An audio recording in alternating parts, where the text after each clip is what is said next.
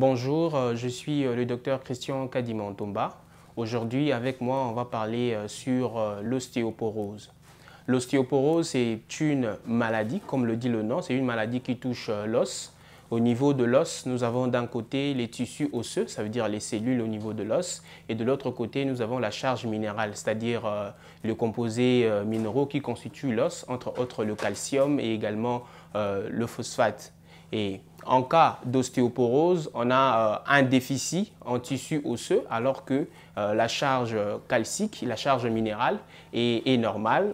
À l'inverse, dans ce qu'on rencontre dans l'ostéomalacie où nous avons le tissu osseux qui est normal, mais la charge minérale de l'os qui est perturbée. Le grand risque ici est que l'os va se fragiliser et ça va entraîner des fractures qu'on appelle des fractures pathologiques.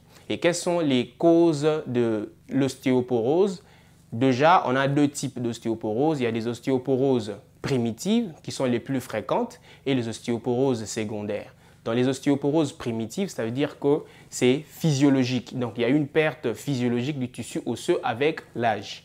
On a deux types. Il y a le type 1, appelé l'ostéoporose post-ménopausique, que l'on rencontre chez les femmes en période post-ménopausique, parce qu'on sait que les femmes en période de la ménopause, il y a diminution de certaines hormones, entre autres l'estrogène, et cet estrogène-là participe dans la croissance en général et en particulier dans la croissance au niveau de l'os. Donc en cas de la ménopause, il y a diminution de cette hormone-là, l'estrogène, d'où il y aura diminution de la croissance du tissu osseux.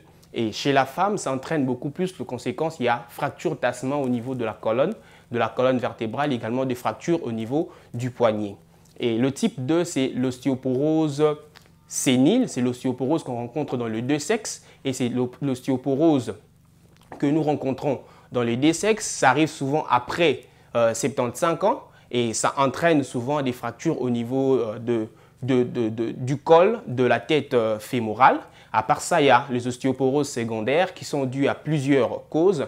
Parmi ces causes, nous avons des maladies endocriniennes telles que la maladie de Cushing, telles qu'une augmentation de la production des hormones thyroïdiennes, l'hyperthyroïdie. Et puis, nous avons aussi les infections, les maladies inflammatoires chroniques telles que la polyarthrite rhumatoïde, la spondylarthropathie, certaines maladies cancéreuses telles que la maladie de Calère. Nous avons également l'insuffisance rénale chronique et la prise au long cours de certains médicaments tels que les corticoïdes, le prednisolone, dexaméthasone que l'on prend au long cours, ça va exposer contre l'ostéoporose. Quelle est la clinique de l'ostéoporose?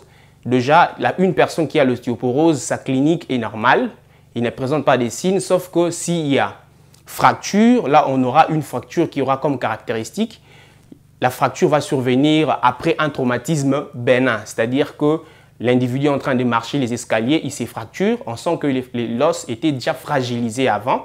Et qu'est-ce que le médecin devra faire? Le médecin devra demander un bilan, il va demander la biologie, il va doser le taux de calcium ainsi que le taux de phosphate dans le corps, ça sera normal.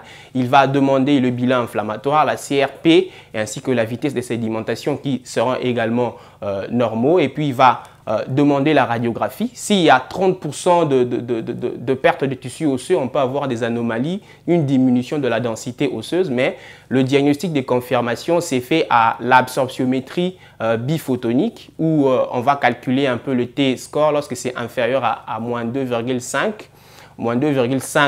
dérivation standard. Là, on va confirmer le diagnostic de l'ostéoporose. Et comment on fait le traitement de l'ostéoporose? Les traitements de l'ostéoporose, d'abord pour prévenir, il faudrait lutter contre le tabagisme, la prise de tabac, il faut lutter contre la prise de l'alcool, il faut lutter contre la sédentarité, il faut faire les exercices physiques, la marche. Il faudra également lutter contre la ménopause précoce, contre la malnutrition, il faut prendre les produits alcooliques et autres.